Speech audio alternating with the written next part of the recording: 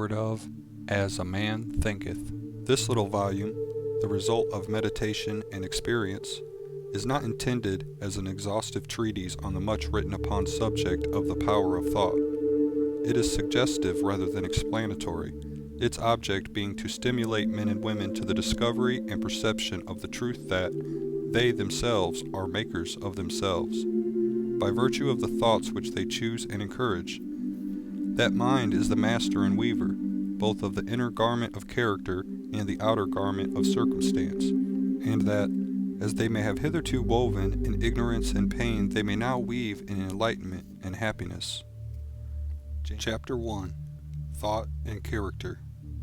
The aphorism, "As a man thinketh in his heart, so is he," not only embraces the whole of man's being, but is so comprehensive as to reach out to every condition and circumstance of his life. A man is literally what he thinks, his character being the complete sum of all his thoughts. As the plant springs from, and could not be without, the seed, so every act of a man springs from the hidden seeds of his thought, and could not have appeared without them. This applies equally to those acts called spontaneous and unpremeditated, as to those which are deliberately executed. Act is the blossom of thought, and joy and suffering are its fruits. Thus does a man garner in the sweet and bitter fruitage of his own husbandry. Thought in the mind hath made us. What we are, by thought we wrought and built. If a man's mind hath evil thoughts, pain comes on him as comes the wheel the ox behind. If one endure in purity of thought, joy follows him as his own shadow, sure. Man is a growth by law, and not a creation by artifice, and cause and effect is as absolute and undeviating in the hidden realm of thought as in the world of visible and material things. A noble and godlike character is not a thing of favor or chance, but is the natural result of continued effort in right thinking, the effect of long-cherished association with godlike thoughts.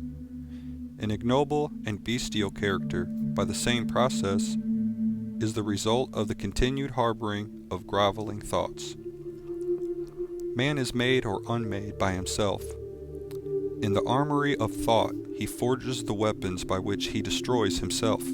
He also fashions the tools with which he builds for himself heavenly mansions of joy and strength and peace. By the right choice and true application of thought, man ascends to the divine perfection. By the abuse and wrong application of thought, he descends below the level of beast. Between these two extremes are all of the grades of character, and man is their maker and master. Of all the beautiful truths pertaining to the soul which have been restored and brought to light in this age, none is more gladdening or fruitful of divine promise and confidence than this, that man is the master of thought, the molder of character, and the maker and shaper of condition, environment, and destiny. As a being of power, intelligence, and love, and the lord of his own thoughts, man holds the key to every situation, and contains within himself that transforming and regenerative agency by which he may make himself what he wills. Man is always the master, even in his weakest and most abandoned state. But in his weakness and degradation, he is the foolish master who misgoverns his household. When he begins to reflect upon his condition, and to search diligently for the law upon which his being is established, he then becomes the wise master, directing his energies with intelligence, and fashioning his thoughts to fruitful issues. Such is the conscious master, and man can only thus become by discovering within himself the laws of thought, which discovery is totally a matter of application, self-analysis, and experience. Only by much searching and mining are gold and diamonds obtained, and man can find every truth connected with his being if he will dig deep into the mine of his soul. And that he is the maker of his character, the molder of his life, and the builder of his destiny, he may unerringly prove, if he will watch, control, and alter his thoughts, tracing their effects upon himself, upon others, and upon his life and circumstances. If he will link cause and effect by patient practice and investigation, utilizing his every experience, even to the most trivial, as a means of obtaining that knowledge of himself. In this direction, as in no other, is the law absolute that he that seeketh findeth, and to him that knocketh it shall be opened.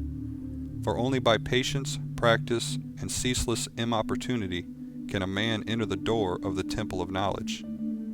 End of chapter 1. Thought and Character.